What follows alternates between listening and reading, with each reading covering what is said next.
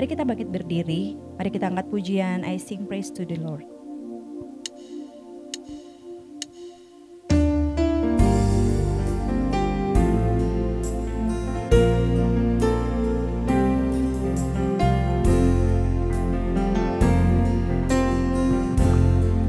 I sing praises to your name, oh Lord, praises to your name, oh Lord, for your name is great and greatly to be praised. I sing praises to your name, oh Lord, praises to your name, oh Lord, for your name is great and greatly to be praised. Nyanyian pujian bagimu, Tuhan, pujian bagimu, Tuhan, namamu besar dan layak dipuji. Nyanyian pujian bagimu, Tuhan, pujian bagimu, Tuhan, namamu besar dan layak dipuji. I sing praises to your name, oh Lord, praises to your name, oh Lord, for your name is great and greatly to be praised. I sing praises to your name, oh Lord, praises to your name, oh Lord, for your name is great and greatly to be praised.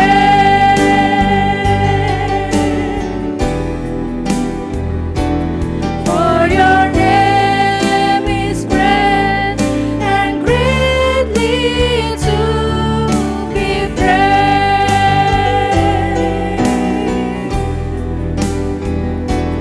For your name is great and greatly to be praised. Mari kita berdoa. Bapa yang baik dalam surga, kami mengucap syukur buat segala kebaikan-Mu ya Tuhan.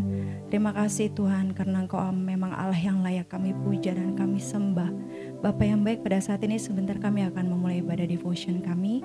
Kiranya Tuhan Kau Allah yang memberkati, berkati hamba-Mu Bapak Lisa Triadi Tuhan untuk menaburkan firman-Mu. Di dalam nama Yesus kami berdoa dan mengucap syukur. Amin. Bapak Ibu dipersilakan duduk. Untuk menyambut firman Tuhan, mari kita angkat pujian, bagaikan bejana siap dibentuk.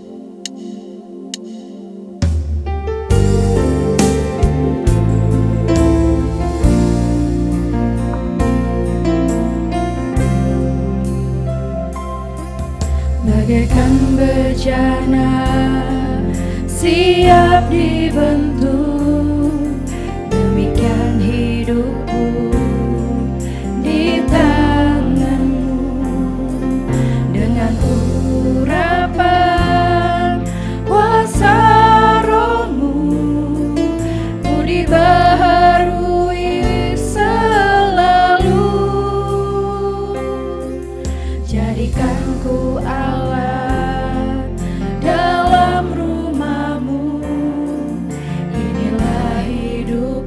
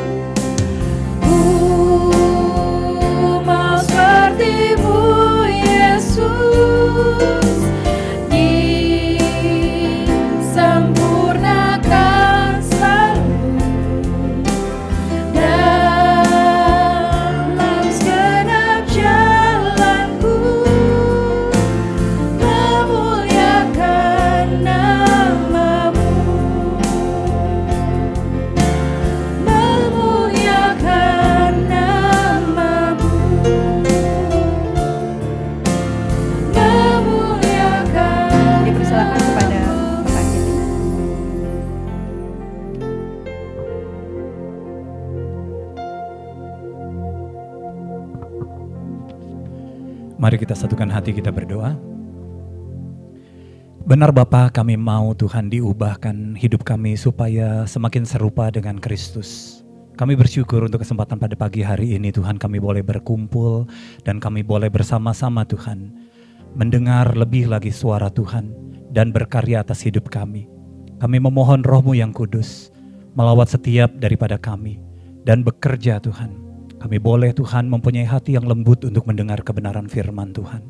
Di dalam nama Tuhan Yesus Kristus kami berdoa. Amin. Shalom. Ya, senang sekali ya kalau hari ini kita bisa kembali mengadakan devotion pada kesempatan devotion kantor Yaski dan Heartline Network. Teman-teman yang ada di Zoom juga tentunya selamat bergabung kembali. Terima kasih juga buat Kak Desi, Dian, Tasya dan juga Leo yang sudah membawa pujian kita ya, mengantarkan pujian kita ke hadirat Tuhan. Hari ini temanya adalah penguasaan diri dan saya izin untuk mempersiapkan PowerPoint-nya. Oke. Ya, setiap daripada kita pastinya sudah menerima Tuhan Yesus sebagai Tuhan dan Juru Selamat. Dan banyak yang punya pertanyaan setelah diselamatkan, apa yang perlu kita perbuat berikutnya? Apakah dengan kita setelah diselamatkan kita bisa hidup tanpa arah, kita bisa hidup tanpa mengalami perubahan? Banyak orang di luar sana bahkan polemik, dia bilang enak banget jadi orang Kristen. Kalau udah jadi orang Kristen udah diselamatkan bebas berbuat sesuka-sukanya. Apa memang begitu? Bagaimana kita bisa melakukan semua perbuatan dengan sesukanya? Karena menerima keselamatan itu bukan akhir perjalanan, itu adalah awal ya.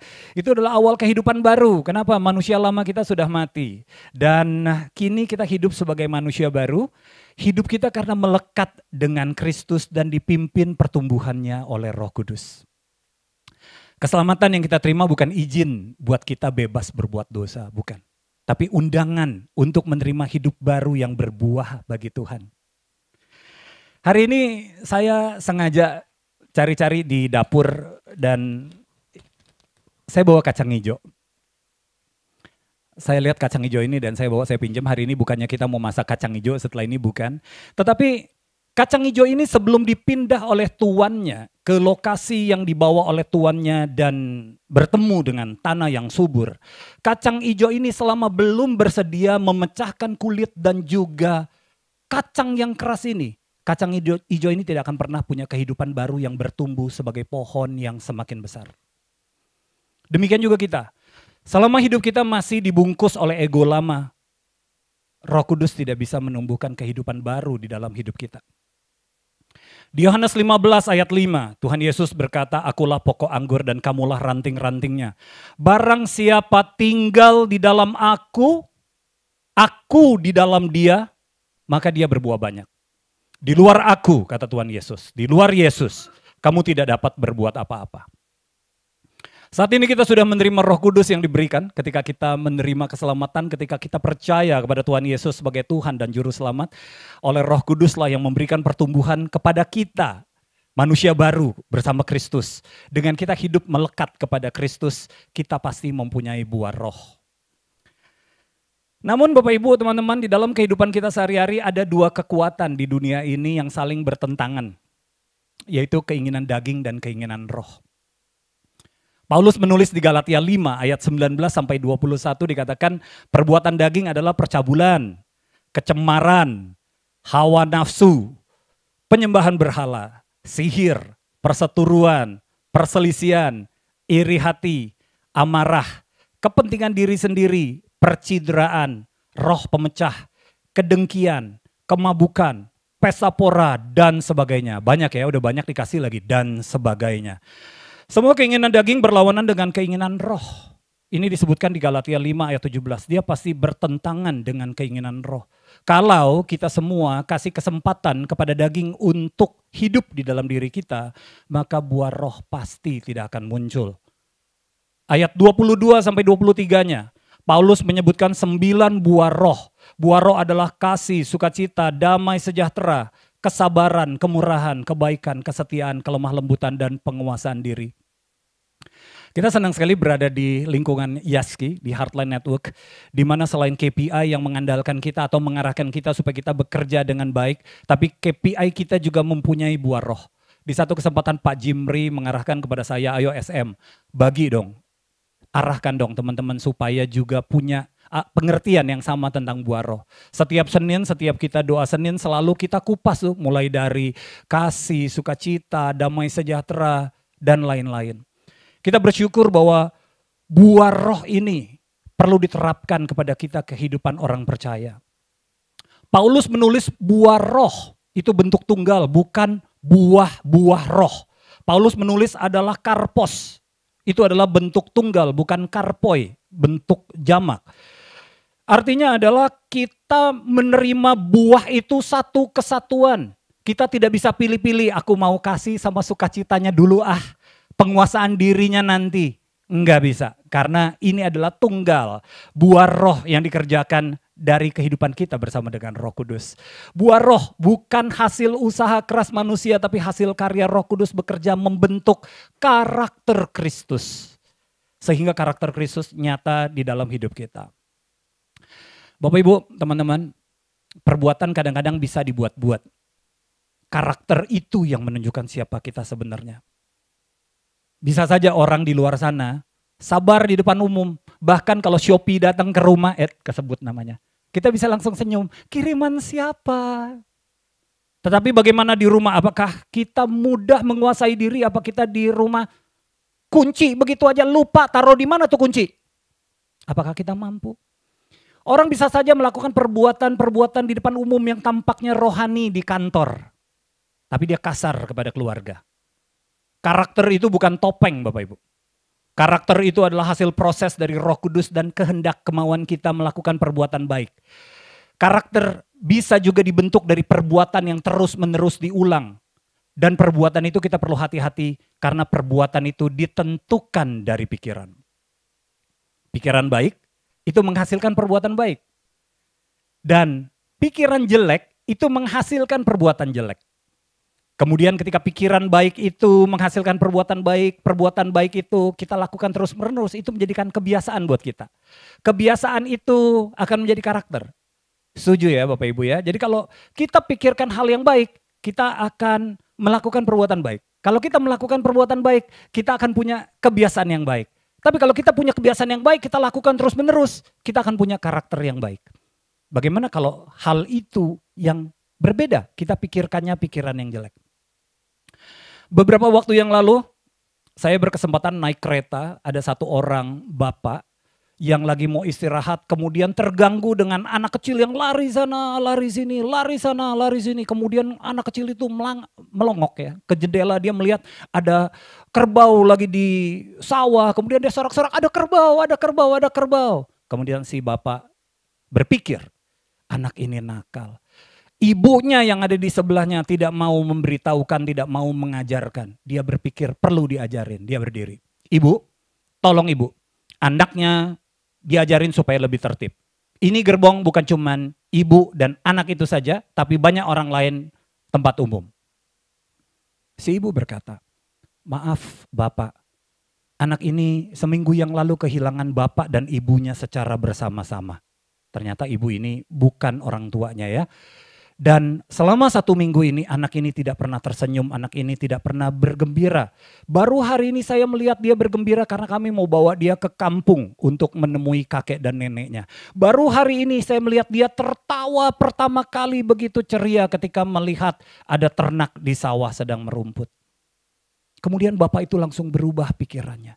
Dia langsung duduk di depan anak itu. Dia mengeluarkan permen, saya ada permen jeruk. Apakah adik mau? Aduh adik abis ini, adik sekolahnya di mana dan lain-lain. Kenapa persoalan yang sama menjadi 2 perbedaan tingkah laku? Karena yang satu pikirannya adalah anak ini kurang ajar, anak ini tidak dididik dan lain sebagainya. Kenapa kemudian dia menjadi berubah perbuatannya menjadi perbuatan yang baik? Karena dia berpikir, oh anak ini sekarang sudah tidak ada orang tuanya, saya mau menjadi orang tuanya, saya mau mendidik dia dan lain sebagainya, pikiran-pikiran baik. Hati-hati dengan pikiran. Paulus berkata di Filipi 4 ayat 8, Pikirkanlah semua yang baik, benar, mulia, adil, suci, manis, kebajikan. Pikirkan semua itu. Semua itu adalah hal-hal positif yang diajarkan kepada Paulus, bukan pikiran negatif tapi pikiran positif. Di Alkitab menampilkan dua kisah yang berbeda di dalam hal menguasai diri, ya. Ada satu yang gagal, ada satu yang berhasil. Untuk yang gagal saya mengambil satu contoh Kain. Karena saya percaya Bapak Ibu teman-teman pasti tahu kalau Kain itu adalah gagal dalam menguasai diri. Di Kejadian 4 ayat 3 sampai 8 kita tahu Kain dan Habil ketika mempersembahkan korban, Tuhan menerima korban Habil. Persembahan dari Kain tidak diterima, kemudian Kain marah besar.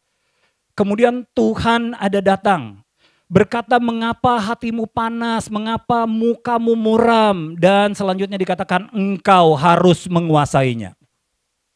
Tapi Bapak Ibu, kita semua sudah tahu cerita ini. Kain tidak mau dengerin suara Tuhan. Dia memikirkan terus penolakan persembahannya. Kenapa persembahan saya tidak diterima? Kenapa adik saya yang diterima? Kenapa saya sepertinya tidak layak? Dan lain sebagainya. Dia kecewa, kemudian menghasilkan perbuatan marah atau respon dengan marah. Sampai dia tidak mampu menguasai panas hatinya. Dia membunuh Habil adiknya. Bagaimana dengan Yusuf? Yusuf adalah satu contoh yang berhasil menguasai diri. Di Kejadian 39, Yusuf ketika di rumah Potifar yang sepi, kemudian terbuka kesempatan mempunyai affair ya dengan nyonya rumah. Kesempatan melakukan dosa ini tentunya terbuka lebar. Istri Potifar itu memang suka sama Yusuf, dia menggoda terus setiap hari. Sampai suatu hari dia pegang bajunya, bukan cuma bajunya, pasti badannya juga dipegangin supaya jangan lepas. Yusuf lari meninggalkan wanita itu. Yusuf adalah contoh orang yang punya penguasaan diri. Penguasaan diri yang diambil dari bahasa Yunani adalah enkrateia. Yusuf mampu mengendalikan dorongan nafsu dan keinginan sesaat. Yusuf pilih taat kepada Tuhan. Dia berkata, bagaimana mungkin aku melakukan kejahatan yang besar ini dan aku berbuat dosa terhadap Allah. Alkitab tidak cerita. Yusuf marah, bela diri, berusaha balas dendam. Atau mungkin aja dia berkata, menyampaikan kegenitan istri Potifar. Yusuf terima semuanya itu. Kita tahu Yusuf bisa menolak dosa dan bertahan dari keadaan yang dialami bukan karena kuat dia semata-mata, karena dia sudah lebih dahulu menyerahkan kendali hidupnya kepada Allah. Suatu ketika kalau teman-teman yang lama masih ingat, kita ada Pak Pendeta Yosef Kawu. Saya waktu itu belum belajar teologi, saya tanya dia, Pak Yusuf hebat ya, Yusuf tuh orangnya penuh dengan sukacita ya. Pak Yosef Kawu menyampaikan ini. Dia bilang dia bukan sekedar punya sukacita, tapi dia mengenal Allahnya. Dia pasti kalau untuk mengenal Allahnya, dia hidup akrab dengan Allah setiap hari. Kemudian kenapa banyak orang, mungkin termasuk daripada kita, termasuk daripada saya, gagal menguasai diri? Seperti tadi yang disampaikan, kita masih hidup di manusia lama kita. Kita masih terus ikuti keinginan daging kita. Roma 12 ayat 2 berkata, jangan kamu menjadi serupa kepada dunia ini, dengan dunia ini. Berubah oleh pembaruan budimu. Diminta berubah, pembaruan budimu. Kemudian kalau udah berubah, kenapa? Kita bisa membedakan mana kehendak Allah, mana yang baik, mana yang berkenan kepada Allah yang sempurna. Ya, berkenan kepada Allah dan yang sempurna. Teman-teman, perubahan sejati dimulai selalu dari dalam. Dari pikiran. Begitu pula dari hati kita yang diperbarui. Yesus menggambarkan dengan perumpamaan tentang tanah yang bersemak duri yang ada di Markus 4 ayat 18 sampai dengan 19. Yesus berkata, yang ditaburkan di tengah semak duri itulah yang mendengarkan firman. Lalu ada kekhawatiran dunia, ada tipu daya, kekayaan dan keinginan-keinginan akan hal lain. Maka masuklah menghimpit firman itu sehingga tidak berbuah. Hati yang bersemak duri, siapa di antara kita di sini yang bersemak duri ataupun yang penuh dengan batu-batu, hati yang penuh dengan batu-batu yang keras, yang sulit sekali firman itu untuk memberi pertumbuhan, kita perlu mengeluarkan supaya tumbuhnya subur dan menghasilkan buah. Ketika saya googling, saya cari tahu pembaruan budi itu apa dan saya sharing sama Kak Virgi. Pembaruan budi ini adalah meliputi semuanya, bukan cuma pikiran, hati, tetapi juga seluruh aspek kehidupan kita termasuk lingkungan. Beberapa teman-teman tahu kalau saya remajanya sampai menjelang menikah adalah besar di dunia entertainment, besar di bar. Saya banyak sekali beberapa teman-teman yang menggunakan narkoba dan dia direhabilitasi atau ditahan atau di rumah tahanan dan lain-lain. Tetapi banyak di antara mereka juga akhirnya dia kembali lagi memakai ataupun menjual narkoba. Kenapa? Karena lingkungannya masih ada di sana. Bagaimana lingkungan itu juga akan membuat kita menjadi sulit untuk kita melakukan pembaruan. Begitu pula gosip. Sepertinya santai di antara kita, apalagi kita orang-orang radio senang untuk bicara, senang untuk ngobrol. Kita ngobrol, si A begini, si B begini. Masa ya? Bagaimana kita bisa menghindari perkataan gosip itu? Kita perlu keluar dari lingkungan yang penuh dengan gosip itu. Dan kali ini juga Paulus memakai gambaran seorang atlet. Setelah pikiran, setelah hati, setelah lingkungan, setelah melakukan pembaruan budi, Paulus berkata supaya setiap orang yang turut mengambil bagian dalam pertandingan menguasai dirinya dalam segala hal. Ini ada di 1 Korintus 9 ayat 25. Bapak Ibu teman-teman, Korintus ini adalah kota yang memiliki kompetisi olahraga disebut Isthmian Games. Isthmian Games ini sekitar tahun 580-an atau ya 550 sebelum Masehi, itu mirip pertandingan Olimpiade. Ketika Paulus bicara kepada jemaat di Korintus tentang atlet, tentunya jemaat Korintus bisa langsung tangkap bahwa atlet itu perlu apa? Dia perlu disiplin, perlu latihan keras, perlu hidup dengan aturan-aturan yang ditentukan demi mencapai kemenangan. Kita setiap Selasa Tai Chi ya. Iya, kita setiap Selasa Tai Chi. Kita perlu disiplin setiap Selasa jam 4. Kemudian kita perlu berlatih dengan keras, tapi pegel. Ya nggak apa-apa, memang perlu dengan berlatih dengan keras. Dan kita perlu juga untuk hidup dengan aturan-aturan yang memang ditentukan untuk keberhasilan kita. Kita mungkin, tapi aku gemuk, overweight. Ya, kita mesti atur makanan dengan aturan-aturan yang teratur supaya kita bisa mencapai kemenangan itu. Menguasai diri sepenuhnya di 1 Korintus 9 adalah enkratewetai, ya. Artinya menahan diri, mengendalikan nafsu, menjaga agar diri kita tetap disiplin. Jadi kesimpulan menguasai diri yang Paulus sampaikan tidak membiarkan keinginan-keinginan menguasai hidup kita. Menahan diri dari hal-hal yang bisa melemahkan kehidupan kita. Melatih terus-menerus supaya kita melekat kepada Kristus dan bertumbuh semakin besar. Nggak mudah ya. Saya juga rasanya nggak mudah sih. Dalam 2 minggu terakhir saya sampai ngomong sama Tuhan, saya kayaknya nggak bisa nih, saya marah sama pasangan ketika cuman konflik misalnya urusan finansial. Kemudian saya berdoa sama Tuhan supaya saya mampu untuk menguasai diri. Supaya perkataan, sikap, dan juga perbuatan saya kepada pasangan yang nanti juga dilihat oleh anak-anak juga bisa menjadi baik. Bagaimana kita bisa mampu menguasai perkataan? Bagaimana kita menguasai godaan seksual?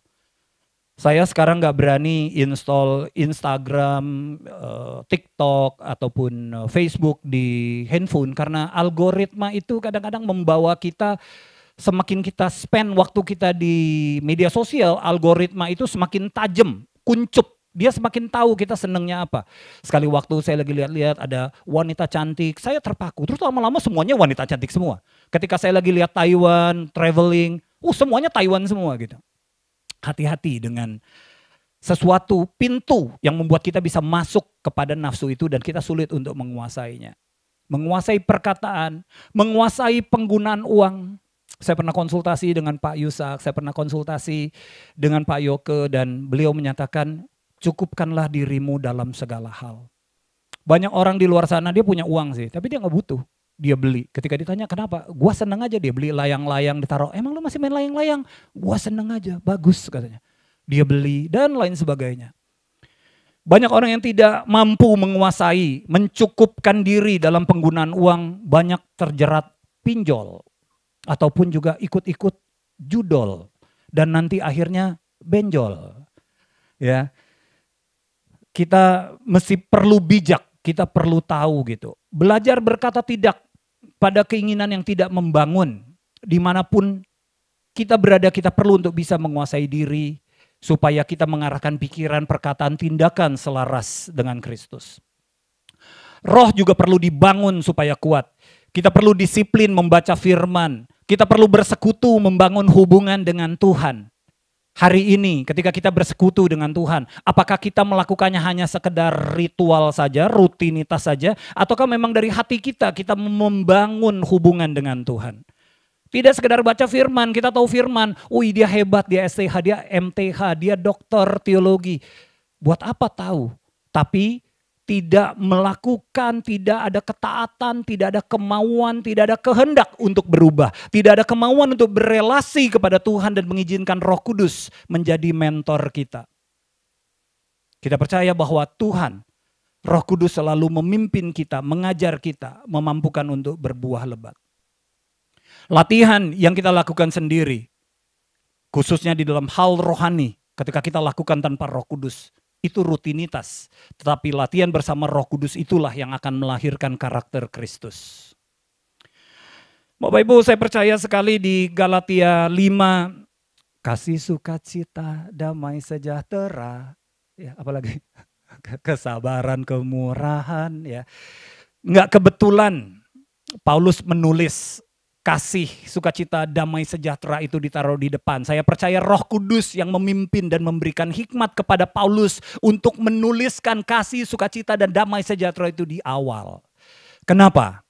Karena dengan kita menerima kasih dan mempunyai kasih, itu adalah sebuah pusat dan akarnya. Di dalam semua perbuatan kita, ketika kita lakukan tanpa kasih, itu semua perbuatan kosong. Seperti kita tahu di 1 Korintus 13, apapun yang kita lakukan tanpa kasih, padahal kita sudah melakukan kebenaran, tapi tanpa kasih, itu semua kosong. Ketika kita mempunyai kasih, kita juga ada sukacita karena itu adalah respon dari dalam hati. Sukacita kita muncul bukan karena keadaan tapi karena hubungan, karena kita berelasi dengan Tuhan. Kita juga mempunyai damai sejahtera, itu adalah hasil. Karena kita punya kasih, kita meresponnya juga sukacita. Di mana-mana hasilnya adalah satu ketenangan. Hati yang didamaikan oleh karena murka Allah, maka kita pasti akan memancarkan ketenangan. Mungkin slide-nya bisa berubah ke fondasi batinnya. Ya. Saya melihat buah Roh Kudus dibagi dalam 3 bagian. Kita bertumbuh di batinia, kasih, sukacita, damai, sejahtera. Kemudian kita memancar keluar, melakukan perbuatan keluar.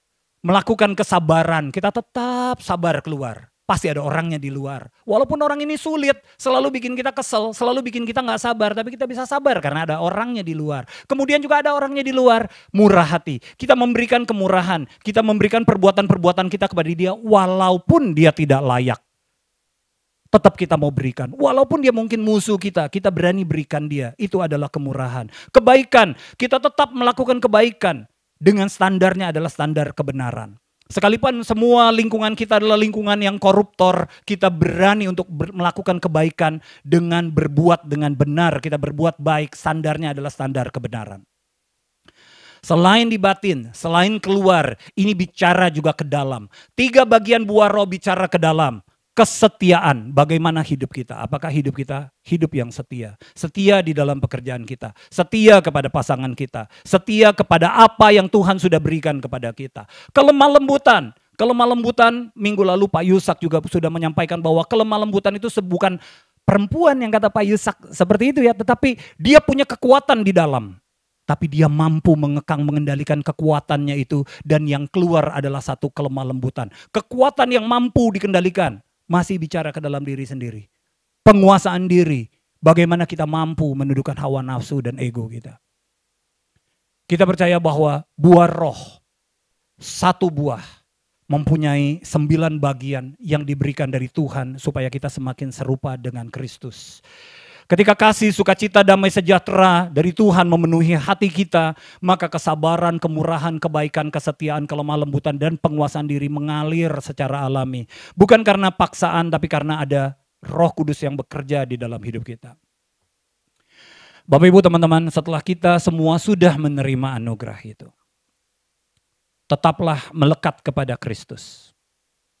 Disiplinlah di dalam latihan-latihan roh setiap hari.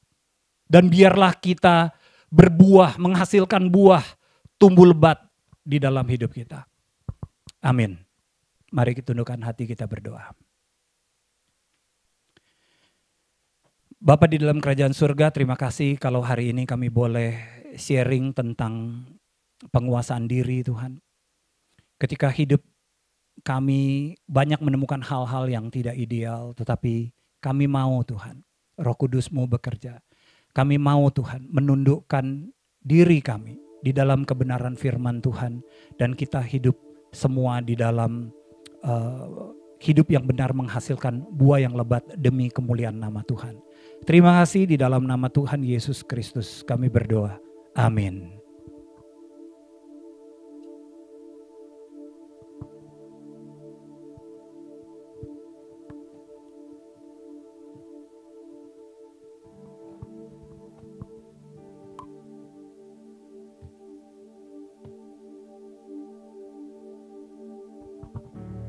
Kami segenap staf dan tim manajemen mengucapkan terima kasih atas pelayanan Pak Li Satriadi. Kiranya Tuhan memberkati Bapak dan keluarga. Selanjutnya kita akan memberikan persembahan untuk hamba-hamba Tuhan di pedalaman. Kita akan mulai dari sebelah kanan saya, kemudian di sebelah kiri dan bisa melalui kiris yang sudah disediakan. Mari kita angkat pujian di badai topan dunia.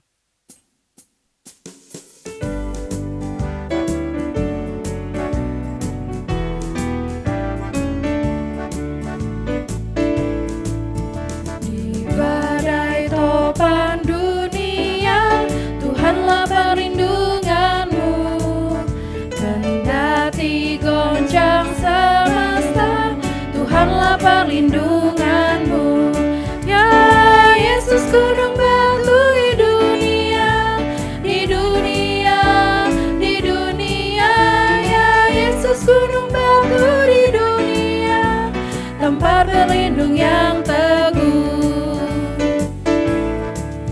baik siang maupun malam gelap, Tuhanlah perlindunganmu. Niscaya takutmu lenyap, Tuhanlah perlindunganmu.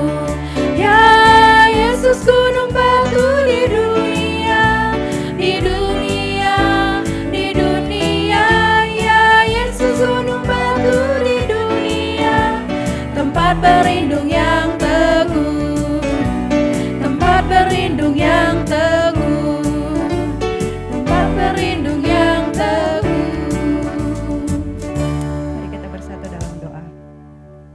Bapak yang baik, terima kasih buat segala kebaikan kemurahan-Mu. Pada saat ini Tuhan, kami akan memberikan persembahan kami untuk hamba-hamba Tuhan di pedalaman. Kiranya persembahan kami Tuhan sucikan, Tuhan berkati apa yang kami lakukan, apa yang kami kerjakan, Tuhan buat berhasil.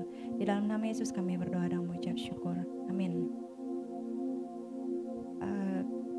Kita akan untuk doa syafaat nanti akan dipimpin oleh Bapak Pendeta Yusak Wijaya. Mari kita angkat pujian I sing praise to your name.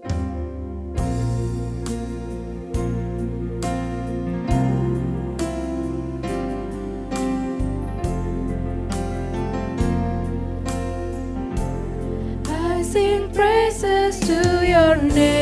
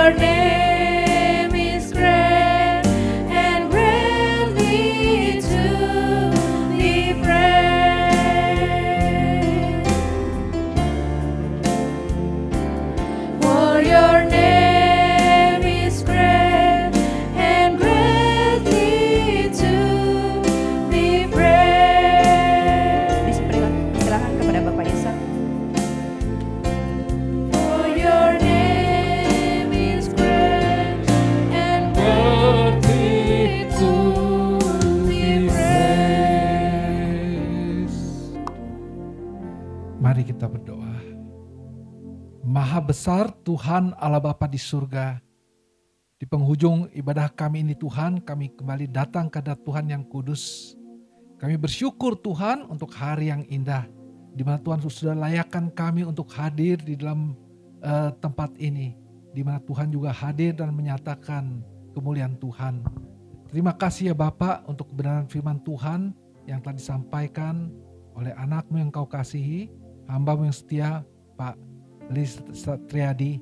Dan kami percaya Tuhan, apa yang telah disampaikan itu bukan hanya sekedar mengisi, membuka pikiran kami, tetapi semua kebenaran firman Tuhan boleh turun ke dalam hati kami dan boleh kami jalankan dalam kehidupan kami hari pas hari lewat pimpinan Roh-Mu yang kudus.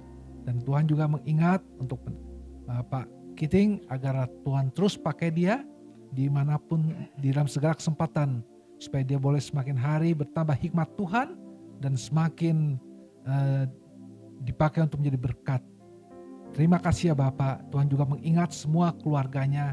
Terima kasih Tuhan sudah pelihara keluarganya, dan kiranya Tuhan sendiri memenuhi semua kebutuhan yang selama ini menjadi pergumulan Pak Kiting. Bapa di surga, kami juga mau berdoa Tuhan untuk bangsa dan negara kami. Kami percaya Tuhan, ada orang-orang yang walaupun belum mengenal Tuhan sebagai Tuhan dan Juru Selamat pribadi, telah Tuhan pakai juga menjadi orang-orang yang boleh menjadi perintis, boleh untuk mulai untuk membangun negara kami dengan cara yang benar dalam sikap takut akan Tuhan. Bapa di surga, kami berdoa juga untuk setiap anak Tuhan yang telah Tuhan panggil duduk dalam pemerintahan, agar mereka juga mempunyai pikiran yang sama didasarkan pada panggilan mereka sebagai anak-anak Tuhan, sehingga kehadiran mereka boleh membawa banyak perubahan, membawa banyak perbaikan bagi kesejahteraan bangsa dan negara kami. Tuhan, kami juga bersyukur Tuhan untuk IC meeting yang berlangsung di Bangkok dan hari ini berakhir, dan kami percaya setiap apa yang telah dibicarakan, setiap kebijakan dan keputusan yang diambil itu boleh berguna bagi setiap negara-negara anggota FEBC. Dan kami juga berdoa untuk anak-anak-Mu yang mengikuti IC meeting ini boleh kembali Tuhan pimpin pulang ke rumah dengan selamat, berkumpul bersama kami, terutama dengan orang-orang yang mereka kasihi. Terima kasih ya Bapa. Dan kami berdoa Tuhan untuk setiap program yang telah dibuat dan yang akan datang, dan juga program yang disusun untuk sepanjang tahun depan. Kiranya Tuhan pimpin dan sertai. Dan kami percaya sebagaimana Tuhan sudah pimpin program-program sebelumnya dan telah menjadi berkat, Tuhan juga akan terus memimpin untuk hari-hari ke depan, untuk tahun depan dan tahun selanjutnya. Terima kasih ya Bapak. Dan terakhir kami mau berdoa Tuhan untuk setiap anak-anak-Mu yang ada dalam ruangan ini maupun yang mengikutinya lewat Zoom. Tuhan tahu setiap pergumulan yang dialami oleh anak-anak-Mu ya Bapak. Biarlah Tuhan dalam berbagai pergumulan hidup yang mereka alami ini, baik di dalam iman, baik di dalam keuangan, baik di dalam kesehatan, dan ataupun hal-hal yang lain. Biarlah ingatkan anak-anak-Mu semua Tuhan, setiap kami, untuk tidak pernah berhenti berharap pada Tuhan. Dan setiap air mata boleh Tuhan hapuskan menjadi sukacita. Dan Tuhan nyatakan kehadiran bagi setiap anak-anak-Mu dan memimpin kami. Bukan hanya di dalam membawa kami ke padang rumput yang hijau, tetapi saat melewati lembah kekelaman, Tuhan nyatakan ada campur tangan Tuhan. Oh, kami bersyukur Tuhan, kami bangga punya Allah seperti Engkau, Allah yang boleh dipegang janji-janjinya, Allah yang mengasihi kami. Dengar doa kami ya Bapa, hanya dalam nama Tuhan kami Yesus Kristus, Juru Selamat dan Penebus kami yang hidup, kami berdoa. Teman-teman yang dikasihi Tuhan, mari arahkan hati kita kepada Tuhan dan terimalah berkat dari Tuhan. Kiranya Allah Bapa, Allah Anak dan Allah Roh Kudus yang telah memimpin kita supaya kita boleh memiliki hidup yang baru, menjadi manusia baru, dan boleh dibentuk. Semakin hari hidup kita semakin menghasilkan buah roh, dan hidup kita boleh menjadi berkat dimanapun kita berada. Dan Roh Kudus senantiasa mengingatkan kita akan kebenaran firman Tuhan dan menyertai seluruh perjalanan hidup kita ini, sekarang sampai selama-lamanya, sehingga nama Tuhan dipermuliakan. Amin. Bapak, terima kasih.